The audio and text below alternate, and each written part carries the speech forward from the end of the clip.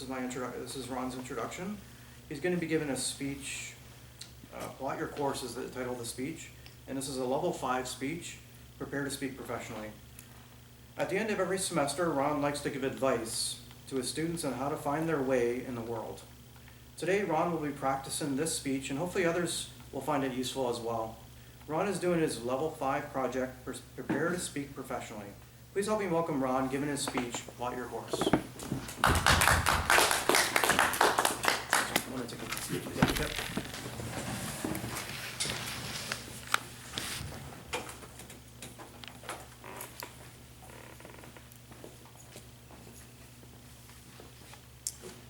Good morning, fellow Toastmasters. Welcome, guests.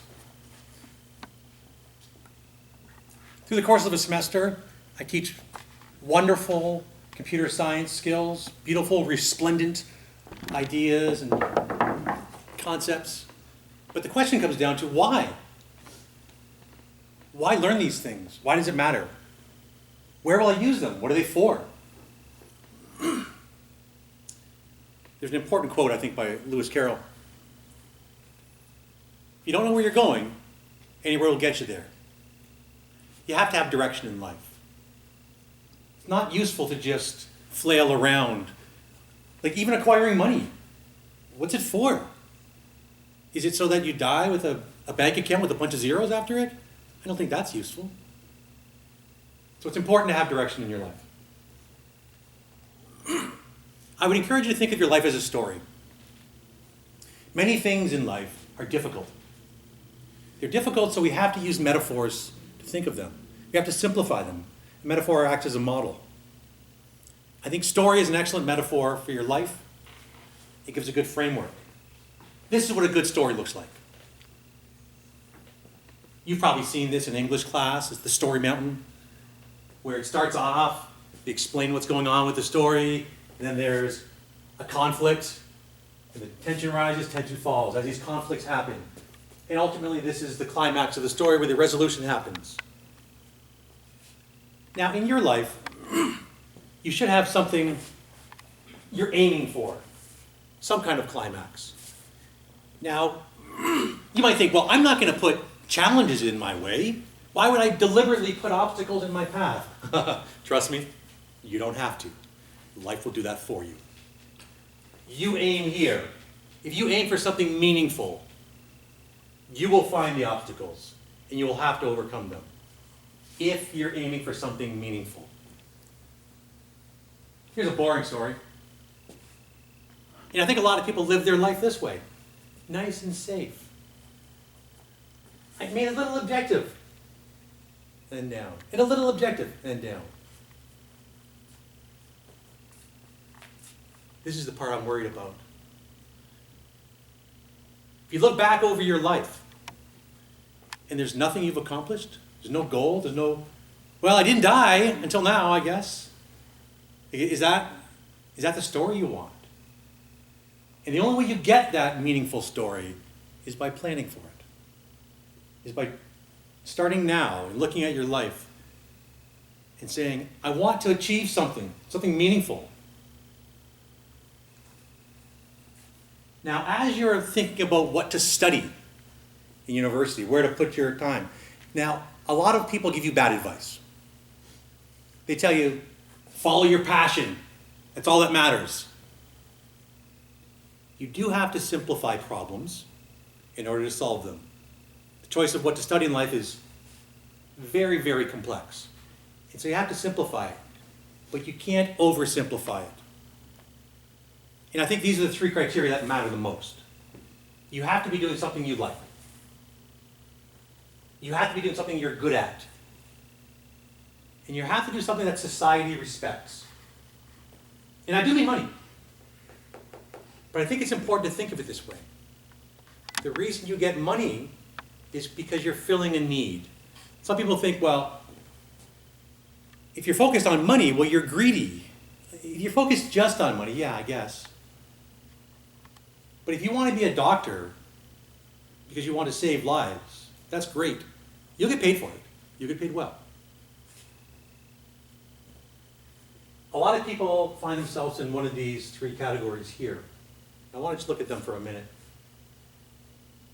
You're doing something you like, and you're good at it. Like you love weaving baskets, and like you're really good at it. But it doesn't make money. And so you don't end up loving your life. Life is challenging without money. When you have a hard time paying the bills, or you can't afford the basics, like when you have to go to the grocery store and pick the cheapest of the pasta sauces because you just can't afford the extra 50 cents. That's not a great life. It's a tough life. It's a grind. You like it, and it makes money, but you're just not good at it. You're not going to get the money. You love basketball. You love playing it. And there are basketball players who make tons of money. But you're not very good at it. You're the third best at your school. You'll never see that money. Okay, other people make money with it, you won't. A lot of people end up here. They're good at something, and it pays money. They just don't like it. They were good at it, so they kept doing it, and people tell them, hey, you should be an accountant. You're good at it. You should be an engineer. You're good at it. If you don't like it, don't do it. And you can grind away at existence this way. Now, people in this category, what you have to do is find something else in your life that you like and fill that hole. You can grind away work. You don't have to love your work. It's acceptable. But don't plan on that. Plan on this. Plan on finding something in the middle.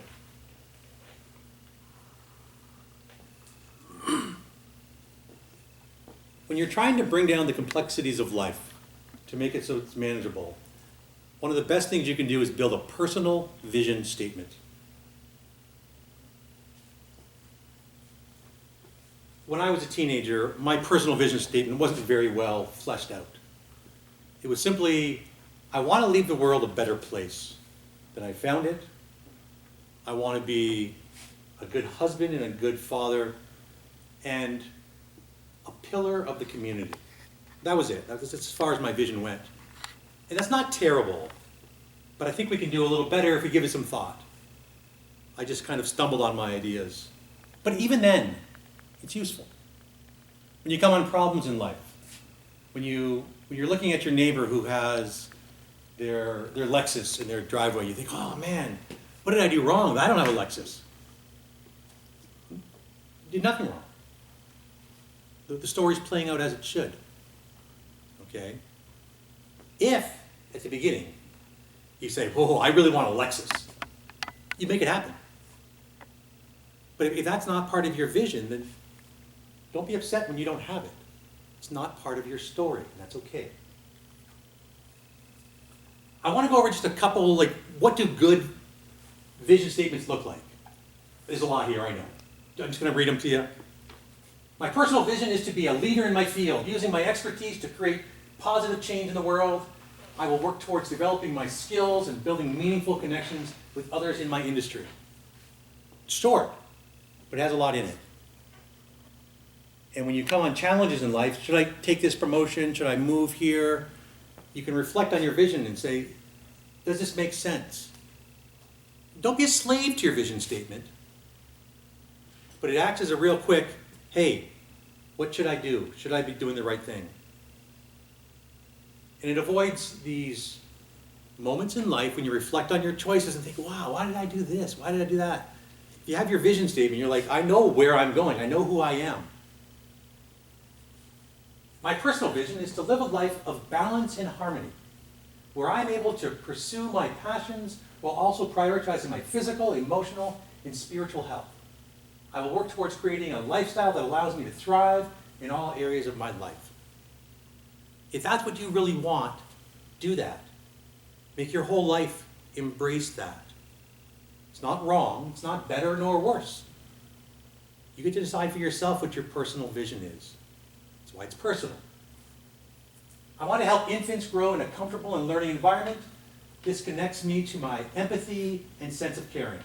I feel this is something important because infants of today are adults of tomorrow, and a happy baby becomes a happy adult. When you know where you are in the world, you find meaning and purpose. That's fulfillment. Big houses, fast cars, for some that's fulfillment, I guess.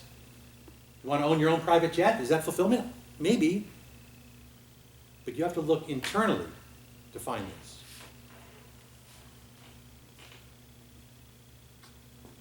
So why make it? I keep emphasizing the fact that it makes decisions easier. Gives you a sense of direction.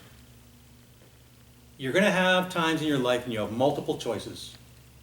They're all good choices, but they're not all the best choices for you. And it helps you decide between those choices. Should I stay here? Should I go there? You should be making short-term and long-term goals in your life. As you're making these goals, your personal vision statement can help clarify them. How do I get where I want to go? How do I reach that climax of my life, that summit that I'm hoping for? So, what's physically in this vision statement? So it should be on paper. It's not just some idea you have in your head, as I had as a teenager. Write it down. But ask yourself, what do you want to do? And so you think about what other people have done in their life and ask, what would I like to do? You know you can do anything you want to in life, but it doesn't happen by chance. It's not like, hey, maybe tomorrow you'll be an astronaut. That's not quite how life works. Why do you want to do that? Sometimes we tell ourselves things like, I want to be a doctor. And when you ask yourself why, you realize, oh, it's just so Dad will be proud of me finally. Like, that's not a great reason. There's lots of great reasons. But ask yourself, make sure you know why you want to do it. How will you do it? Like, if it involves a time machine or winning the lottery, it's not happening. Okay? Like, if you tell yourself, I want to be a star in the NBA, how will you do that? I don't know. Like, scratch it. It's not part of your vision. What do you physically include? Well, your interests. What do you care about? Your skills. What are you good at? Your values. This matters. It matters what you value in life. Different people have different values of things, and I can't give you a rank order list of this is what matters in life. I can tell you what matters to me, but you have to decide what matters to you.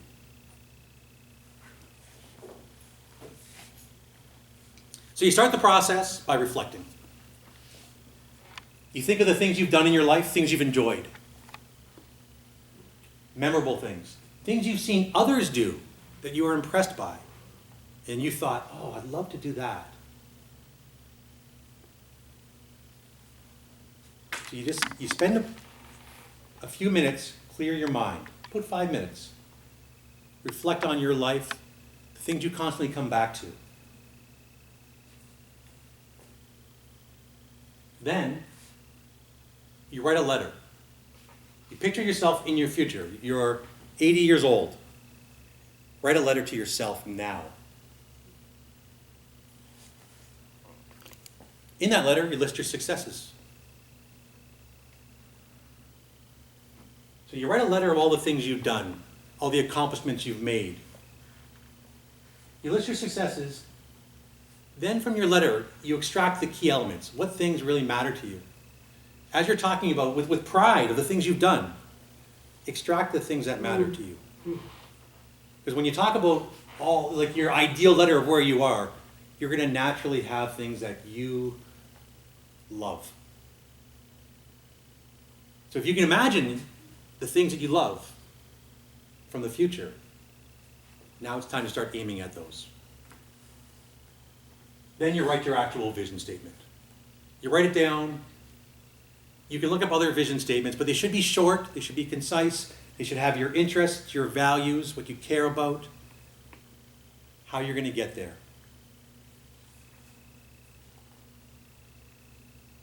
The most important part of this process is trust yourself.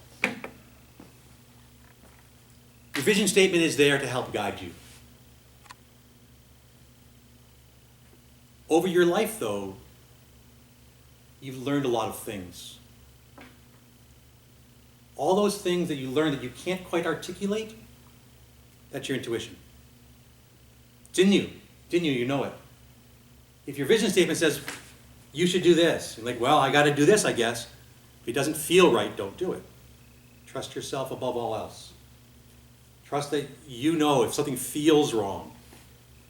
Vision statement's good. It shortens things up. It gives you a sense of confidence and direction and meaning. But trust yourself above all else. If it doesn't feel right, don't do it. If it makes you feel giddy at the idea, maybe rewrite your vision statement, because that's what you truly love. And in life, you should be pursuing what you truly love, with a realistic chance of achieving it, not just dreaming about it, a realistic chance of achieving it. Back to you, Mr. Toastmaster.